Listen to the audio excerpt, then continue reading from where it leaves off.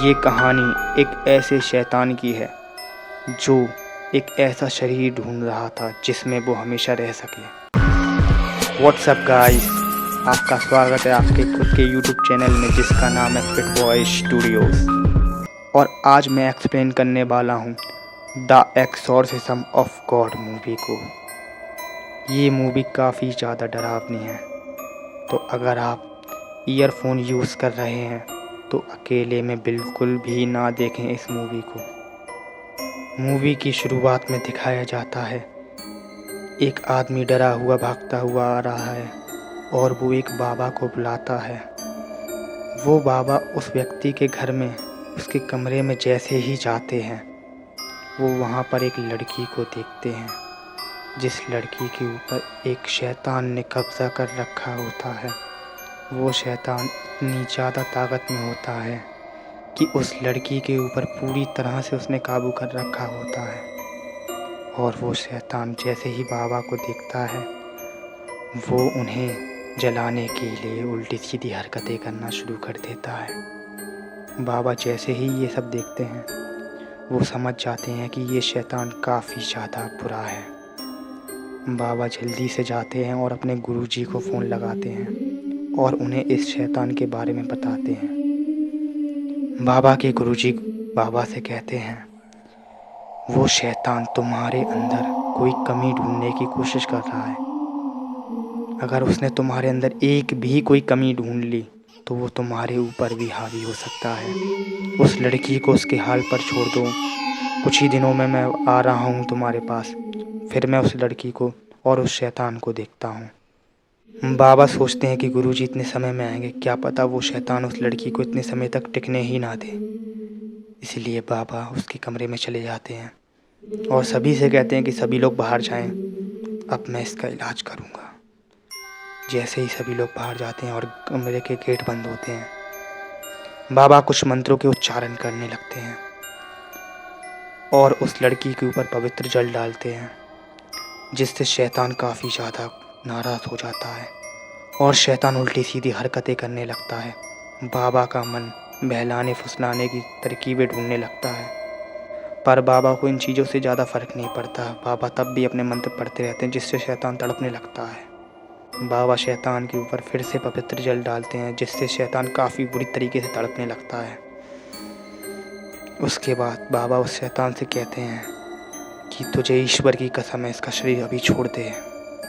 बाबा यही चीज़ें दोहराते रहते हैं, जिससे अचानक से लड़की शांत हो जाती है और उसका चेहरा भी नॉर्मल हो जाता है, जिससे बाबा को लगता है शायद उसके ऊपर से अब शैतान निकल चुका है। वो लड़की बाबा को अपने पास बुलाती है। बाबा जैसे ही उस लड़की के पास जाते हैं, शैतान को उसके अंदर कमी मिल जाती है। शैतान उस बाबा के ऊपर हावी हो जाते हैं, जिससे बाबा और वो लड़की के बीच में कुछ नाजायज़ संबंध बन जाते हैं।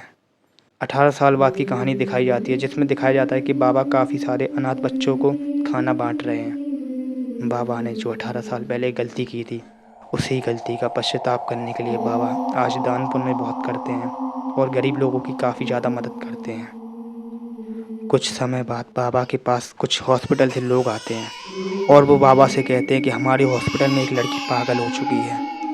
वो एक सिक्योरिटी गार्ड की 2 उंगलियां खा गई और बहुत ही ज़्यादा अजीब हरकतें दे रही है। हमें उसकी हरकतें नेचुरल नहीं नज़र आ रही हैं, इसलिए हम आपकी मदद चाहते हैं। और वो बाबा को अपने साथ ले जाते हैं। बाबा जैसे ही हॉस्पिटल में पहुंचता है और उस लड़की को देखता है, बाबा देखते ही उस लड़की को हैरान हो जाता है, क्योंकि उस लड़की पर भी बिल्कुल हूबहू वैसा ही शैतान काबू किया होता है जिसने 18 साल पहले एक लड़की पर काबू किया था। वो बाबा से बोलती है, पहचाना नहीं क्या? पहचान मुझे, मैं वही हूँ जो 18 साल पहले तुझे मिला था। तूने मुझे पहचाना कैसे नहीं? जैसे ही बाबा ये सब सुनते हैं, बाबा को पुरानी बातें सारी याद आ जाती हैं, जिस वजह से बाबा वहाँ से चले जाते हैं। और वो लड़की हंसने लगती है बहुत ही ज़्यादा ज़ोरों से। जब बाबा हॉस्पिटल के बाहर खड़े होते हैं तो उस लड़की की माँ आती है बाबा के पास, और बाबा जैसे ही उस लड़की की माँ को देखते हैं तो बाबा देखकर समझ जाते हैं कि ये उसी लड़की की बेटी है जिस लड़की के साथ 18 साल पहले बाबा ने संबंध बनाए थे, वो औरत बाबा से कहती है कि वो हमारी बेटी है, उसे बचा लेना। बाबा जैसे ही ये सब सुनते हैं, बाबा अपने गुरुजी के पास जाते हैं और उनसे कहते हैं कि गुरुजी, वही शक्ति लौट कर आ चुकी है। अब उस शक्ति ने एक छोटी सी बच्ची पर काबू पा लिया है, तो कृपया करके आप मेरी मदद करिए गुरुजी। गुरुजी और बाबा दोनों पहुंचते हैं उसी हॉस्पिटल में। जैसे ही गुरुजी के सामने वो लड़की आती है, वो लड़की काफ़ी ज़ोर से हंसने लगती है। तो गुरुजी उससे कहते हैं कि तू एक नालायक शैतान है, तेरे अंदर कोई भी शक्तियाँ नहीं हैं, तू बस नाटक कर रहा है।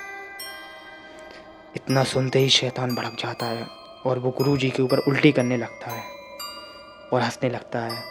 जैसे ही शैतान उल्टी करता है, वहाँ पर उसके पेट से 2 उंगलियाँ निकल आती हैं जो सिक्योरिटी गार्ड की उसने खाई थी।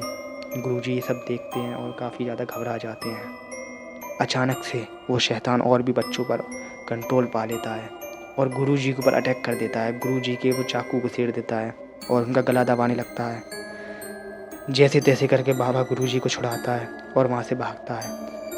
बाबा के सामने 2-3 लड़कियां आ जाती हैं जिनके ऊपर शैतान ने कब्जा कर रखा होता है। बाबा कुछ मंत्रों के उच्चारण करते हैं, पर वो उच्चारण से उन्हें कोई भी फ़र्क नहीं पड़ रहा होता है। गुरुजी जैसे ही मंत्रों का उच्चारण करते हैं तो वो लड़कियां गिर पड़ती हैं, शांत हो जाती हैं। वो दोनों वहाँ से भागते हैं और गुरुजी बाबा से कहते हैं कि तुमने कुछ गलती की है, तुम्हारे अंदर कोई कमी निकल आई है, इसलिए तुम्हारे मंत्र काम नहीं कर रहे हैं। तुम बहुत बड़ी गलती कर चुके हो कभी ना कभी, यानी तुम्हारी शक्तियाँ आप खो चुकी हैं। बाबा भी समझ जाते हैं कि वो कौन सी गलती कर चुके हैं। इतने में ही गुरुजी के प्राण निकल जाते हैं और वो मर जाते हैं। बाबा एक कमरे में जाते हैं और वहाँ पर अपना मोबाइल में रिकॉर्डिंग करना स्टार्ट कर देते हैं। रिकॉर्डिंग में अपने जितने भी उन्होंने कर्म किए होते हैं उस लड़की के साथ, जब बाबा के ऊपर शैतान आया था, वो सभी बातें उसमें रिकॉर्ड करके सबसे बड़े गुरुजी के पास भेज देते हैं और उसके बाद वापस उसी कमरे में जाते हैं। वो देखते हैं कि काफ़ी सारी लड़कियां उनके ऊपर अटैक कर रही हैं और अभी वो मंत्रों के उच्चारण करते हैं जिससे वो लड़कियां गिर पड़ती हैं और बाबा का उन पर कंट्रोल आ जाता है। तभी बाबा को एक बात याद आती है कि उनके गुरुजी ने उनसे क्या कहा था।